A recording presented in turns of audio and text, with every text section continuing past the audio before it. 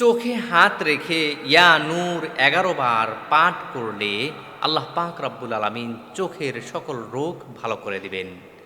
মাথায় হাত রেখে ইয়া আলিমু ১১ বার পাঠ করুন, আপনার মাথার যন্ত্রণা, মাথার ব্যথা আল্লাহ পাক রব্বুল আলামিন ভালো করে দিবেন।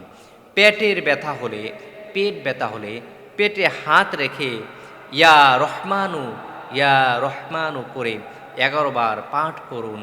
আল্লাহ পাক রাব্বুল আলামিন আপনার পেট ব্যথা ভালো করে দেবে। আল্লাহ পাক রাব্বুল আলামিনের নাম এবং কোরআনের আয়াত তেলাওয়াত করতে যদি আমরা পারি সঠিকভাবে, আল্লাহ তাআলা কোরআন কখনোই মিথ্যা বলে না। কোরআনের আমল অবশ্যই আল্লাহ তাআলা কবুল করে নেন।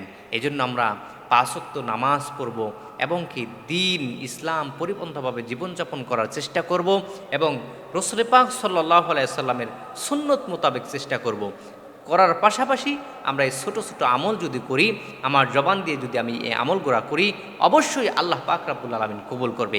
এখন এই আমল করলাম, নামাজ পড়লাম না, সুন্নত মোতাবেক চললাম না, জবান দিয়ে মিথ্যা কথা বললাম, এই আমল করলে কিন্তু কাজ আসবে না। কারণ আপনার জবান পবিত্র রাখতে হবে অবশ্যই। এই দিকে আপনি খেয়াল রাখবেন।